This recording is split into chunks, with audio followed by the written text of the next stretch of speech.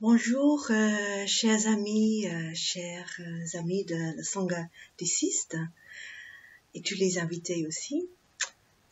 D'abord, je me présente, je m'appelle Sơ Tam Muoi. Ça, c'est mon nom vietnamien et donc ça veut dire concentration. Mais Thai a aussi dit qu'on peut traduire ça comme ce samedi. Samedi, c'est la concentration dans la méditation. Donc, je suis anglaise, comme sûrement vous entendez de mon accent, donc je suis vraiment désolée pour toutes les fautes dans le français. Je vais faire mon mieux.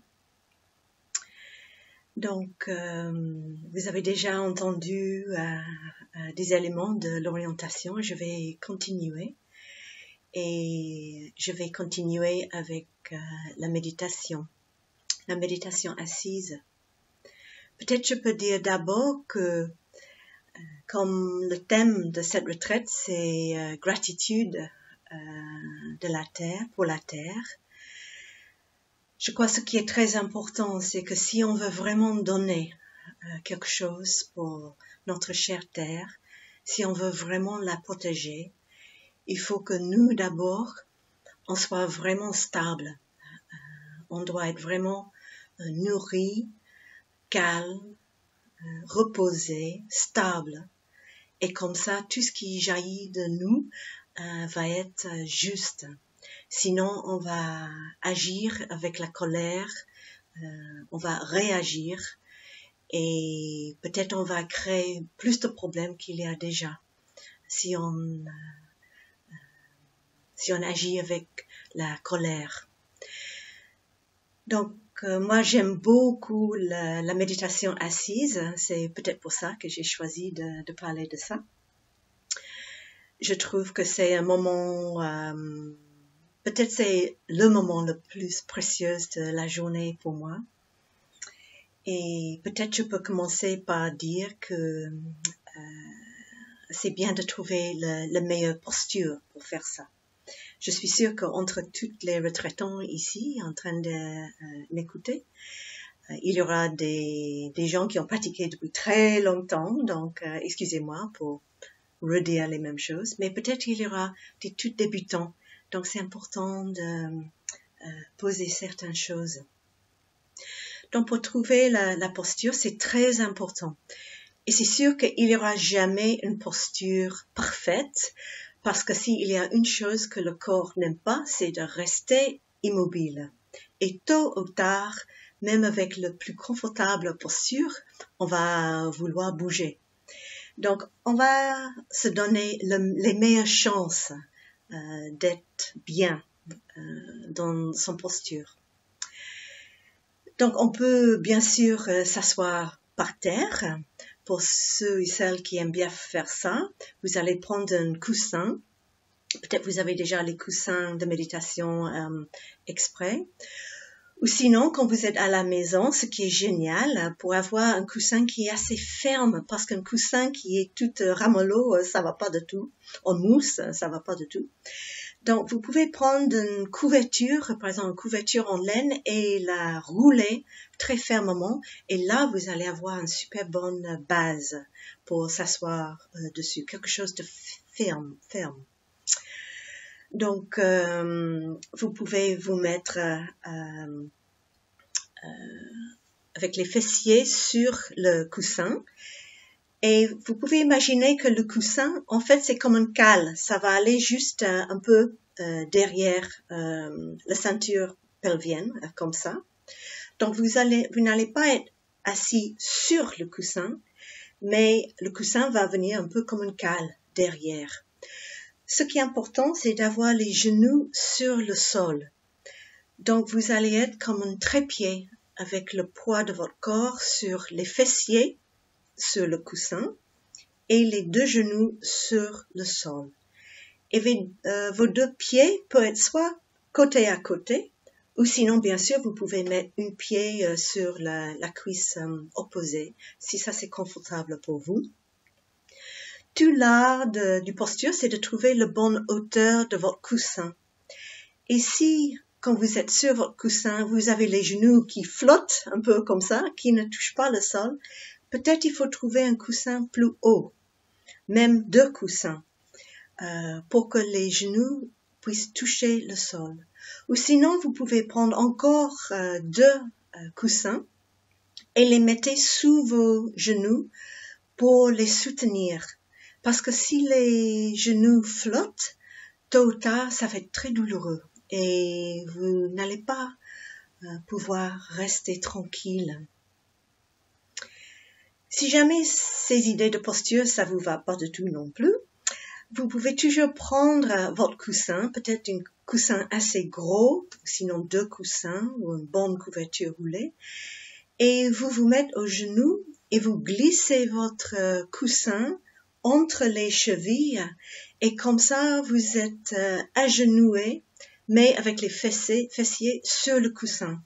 Ça c'est très chouette comme posture. L'avantage de ça c'est que le dos est tout de suite tout droit et ça c'est très important pour la posture, c'est d'avoir le dos droit. Bien sûr, pour ceux ou celles entre vous qui pensent absolument pas du tout de s'asseoir par terre, c'est bien, c'est vraiment aucun problème. Vous pouvez très bien méditer sur une chaise. Et donc sur une chaise, vous avez des choix aussi. Soit vous pouvez prendre une chaise un peu genre chaise de salle à manger et vous allez vous asseoir sur le bord, pas en train de pousser contre le dossier, mais avec les fessiers vers le bord de votre chaise pour que vos pieds sont bien plantés sur le sol, les bas de jambes bien perpendiculaires au sol et le dos droit. Comme ça, vous allez avoir un certain tonus et tout votre corps va refléter votre intention d'être éveillé et de méditer. Mais si même ça c'est trop, vous pouvez toujours utiliser votre fauteuil préféré et c'est très bien. Mais faites gaffe de pas tomber endormi, bien sûr, parce que toute l'art de méditation c'est de s'éveiller, c'est pas de tomber endormi. Toutes ces positions, faut pas avoir des complexes. Ne pense pas que vous allez être illuminé plus rapidement si vous êtes sur le sol. Non. Vous trouvez la posture qui vous convient le mieux. Comme ça, vous allez être très confortable et vous pouvez rester tranquille pendant la demi-heure de méditation. J'ai voulu dire aussi que pendant cette petite retraite online, il y aura des séances de méditation le soir et aussi le matin. Donc, je vous recommande vraiment de trouver un lieu dans votre maison, dans votre appartement. Déjà, après cette séance, vous pouvez faire un petit coin très très chouette, très chaleureux, très en sécurité pour vous-même. Vous pouvez amener une plante ou des fleurs, un joli statue si vous voulez, ou sinon simplement un rocher. C'est bien d'amener quelque chose de la terre, peut-être une branche, comme je disais, quelque chose vivant, une plante devant vous, et que c'est bien tranquille cet endroit, dans un coin de votre chambre, ou quelque part où vous n'allez pas être interrompu. Comme ça, vous pouvez laisser cet coin pendant tout le temps de la retraite, et même peut-être après, et comme ça sera votre petit coin de méditation. Et comme ça va vous appeler de venir vous asseoir là et pour trouver du calme et de la paix.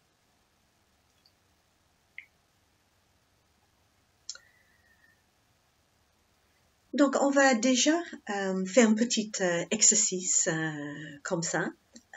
Juste pour expérimenter, ça va durer 2 ou 3 minutes, pas plus, de méditation. Juste pour que vous sentez, parce que c'est ça qui est important. Je peux expliquer avec beaucoup de mots, mais ça va rester ici dans l'intellect. Ce qui est important, comme dit Thay, c'est de croquer dans le melon. Si j'explique le parfum, le goût de melon, vous pouvez rien comprendre, mais c'est que quand vous croquez dedans et vous le goûtez pour vous-même que là, ça va vraiment faire du sens, ça va avoir du sens pour vous. Donc, je vous invite de vous asseoir. Vous pouvez toujours faire le pause si vous voulez pour bien organiser votre espace et vous revenez une fois que vous avez bien installé votre coussin. Donc, une fois assis sur la chaise, sur le sol, vous pouvez mettre vos mains, peut-être une sur l'autre, comme ça, ou sinon les mains simplement placées comme ça sur les cuisses, ou comme ça, comme vous voulez. Et je vous invite à fermer les yeux, ou sinon, si vous préférez les garder ouverts, vous pouvez simplement regarder un point à peu près 1 mètre devant vous sur le sol. Et la première chose que nous allons faire, c'est que vous allez commencer à être conscient de tous les points de contact entre votre corps et le sol ou votre chaise. Donc, si vous êtes sur une chaise, les pieds sur le sol et les fessiers sur la chaise ou le coussin. Si vous êtes assis sur le sol, vous sentez vos genoux sur le sol. Le dos est droit, les épaules relâchées. Sentez le poids de vos 2 mains dans les creux de vos jambes. Et puis vous revenez à votre respiration. Vous pouvez même placer une main sur le bas-ventre, la pousse au niveau de votre nombril.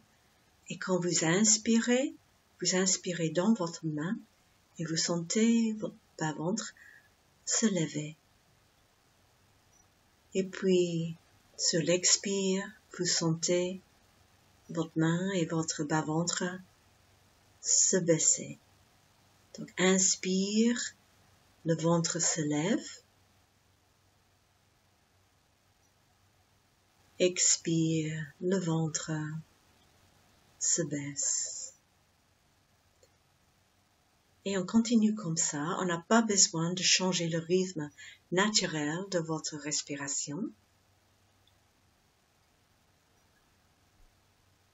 Mais peut-être vous allez remarquer que le moment qu'on prête attention à notre respiration, de lui-même, il commence à ralentir et à approfondir. Peut-être. Et puis je vous invite de suivre tout le long de l'inspire, de le début jusqu'à la fin. Et puis à la fin, il y a ce petit moment où ça tourne. Et sur l'expiration, on suit l'expire de le début jusqu'à la fin.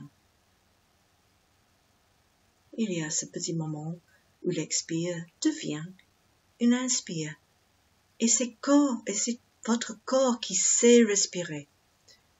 Vous avez besoin de rien faire, vous allez simplement accompagner votre respiration. L'inspire et l'expire. À votre propre rythme.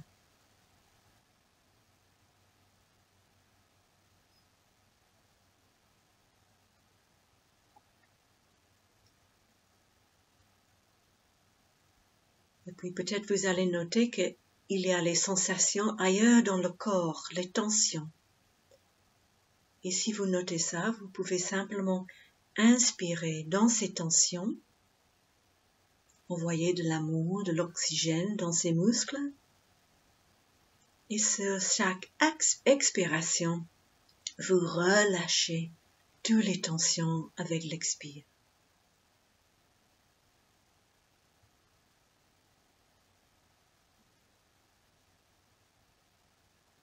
Sentez le visage détendu, le haut de votre tête qui s'étire vers le ciel, le menton rentré, les fessiers qui pousse vers la terre. Suivons l'inspire et suivons l'expire. Et bien sûr, tôt ou tard, il y aura les pensées qui vont venir. C'est pas grave, ça c'est exactement ce qui se passe dans notre mental. Il n'y a rien de tort. Donc quand il y a une petite pensée qui arrive, vous dites simplement bonjour, ma pensée, et vous le laissez partir et vous revenez à votre respiration. Dans les pensées, ça sera comme des petits nuages qui flottent, qui traversent le ciel bleu de notre esprit. Donc on les laisse monter, traverser le ciel et partir, sans commencer à entrer dans l'histoire de notre pensée. On va simplement dire « Ah, pensée » et puis on le laisse. On revient à notre ancre. Notre ancre, c'est la respiration.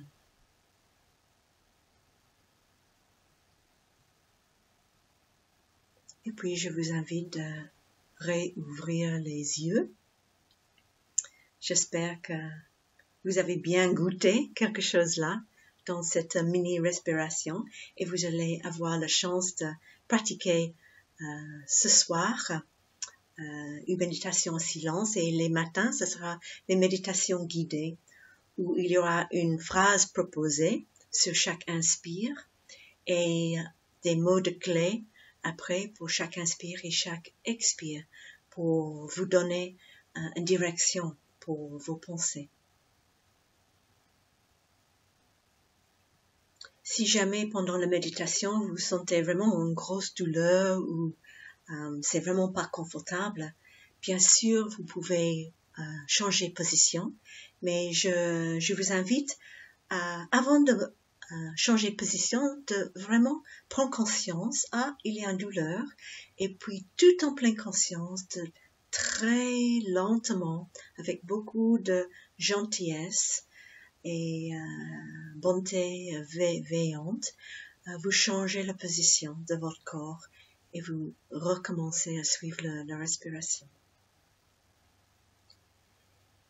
Et puis juste pour terminer, je voudrais parler de l'importance pour nous, les monastiques, de ce qu'on appelle le noble silence.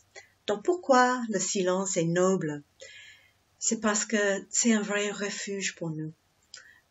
Vous savez tous que dans les monastères, normalement on attend que ce sont des endroits très calmes, très paisibles, beaucoup de silence. Et justement, avec le confinement, ça c'est une des bénéfices qui est sorti de cet moment en gros difficile, c'est que beaucoup de monde a observé qu'il y avait beaucoup plus de silence que d'habitude. Il y avait moins de circulation, moins de personnes dans la rue, moins de vols, et d'un coup, on entend les oiseaux qui chantent, on entend les animaux, le vent, et c'est vraiment magnifique d'avoir plus de silence dans nos vies. Dans le monastère, nous avons des moments dans la journée de silence, mais on a aussi les endroits où on pratique le silence. Donc je vous invite pendant la retraite de peut-être essayer, si c'est possible, d'avoir les moments de silence. Si vous habitez avec votre famille, bien sûr, ça sera plus d'un défi, mais peut-être vous pouvez vous lever une demi-heure plus tôt ou une heure plus tôt, ou peut-être vous pouvez avoir la possibilité d'aller dans une pièce et fermer la porte et demander d'avoir un peu de silence dans cette pièce. Et le silence est noble parce que quand il y a ce silence, c'est une opportunité à retourner à nous-mêmes. Dans la vie, on a tellement l'habitude de remplir avec le radio, avec nos gadgets, avec le télé, avec toutes sortes de choses, tout ce qu'on peut trouver pour éviter de revenir à nous-mêmes, parce que peut-être il y a des petites souffrances à l'intérieur qui a besoin d'être soignées. Donc quand on pratique le silence, c'est un grand cadeau qu'on offre à nous-mêmes. On offre à nous-mêmes cet espace de s'écouter et de revenir à nous-mêmes et de prendre soin à nous-mêmes. On trouve dans le monastère de notre temps que la plupart des gens qui viennent pour les retraites souffrent énormément de manque de sommeil. Et peut-être ça peut être votre cas aussi. On a un peu oublié comment se reposer. Et la méditation, c'est un type de repos magnifique. Où c'est comme si on retourne à le mode default, comme sur l'ordinateur, où on retourne à notre situation de base, sans qu'on rajoute toutes les soucis, les émotions dessus. On retourne vraiment à notre vraie nature. Donc pour le soir, il y a quelque chose que j'aime beaucoup, c'est une pratique que j'ai. C'est en fait j'ai même une réveil et ça sonne le soir, pas trop tard, et écrit sur l'écran de mon iPod, c'est écrit: est-ce que je peux me permettre de laisser la journée se terminer? Je sais pas pour vous, mais je sais pour moi-même que j'ai toujours tendance de vouloir faire encore une chose, de regarder encore un documentaire de plus, de lire encore 3 pages de plus, ou encore regarder les informations. Donc, peut-être pendant cette retraite, vous pouvez pratiquer cette phrase: est-ce que je peux permettre la journée de clôturer et de voir comment je passais la fin de ma journée. Parce que une fois, une moine âgée, il m'a dit quelque chose que je gardais toujours dans mon cœur. La journée commence par le soir avant. Donc la façon qu'on passe notre soirée va avoir un effet énorme sur le matin qui suit. Donc si on se couche tard, bien sûr, ça va être difficile à se lever tôt. Et si on regarde beaucoup de films plein d'action ou même de violence le soir, ça peut se faire qu'on est très agité dans le sommeil. On va pas dormir assez et le matin, on va pas se sentir très frais. Donc peut-être pendant la retraite, vous pouvez essayer de vous coucher un peu plus tôt et pratiquer la méditation ou même la relaxation profonde juste avant de s'endormir. Donc je vous encourage vraiment de aussi limiter combien de fois vous regardez les infos. Je sais qu'on a tous besoin de savoir qu'est-ce qui se passe, mais ma propre pratique, c'est que j'écoute qu'une fois par jour pendant une demi-heure et c'est tout. Et après ça, je ferme. Je ne regarde pas autrement. Et c'est assez pour savoir ce qui se passe, mais j'ai pas envie parce que les infos c'est un type de nourriture. J'ai pas envie de manger ce type de nourriture et remplir mon esprit avec ces angoisses collectives de la situation en ce moment. Ça c'est la même chose pour les conversations, de faire attention des conversations sur le téléphone, sur nos gadgets, sur le WhatsApp et compagnie, de faire beaucoup de conversations où on répète des histoires qui peuvent être très toxiques à la longue. Donc de vraiment faire attention de quelle nourriture on est en train de se nourrir avec. Donc juste pour terminer, cette silence qu'on va cultiver, peut-être en se levant un peu plus tôt ou en se couchant un peu plus tôt le soir, ça va nous permettre d'écouter les oiseaux, le vent, la pluie et de vraiment écouter notre planète et de nous nourrir avec les sons, la musique, les chansons de notre planète. Et comme ça va nourrir notre gratitude pour notre terre-mère.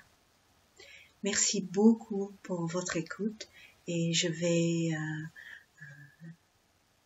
inviter nous tous d'écouter 300 de cloches pour terminer. Merci beaucoup et bonne retraite.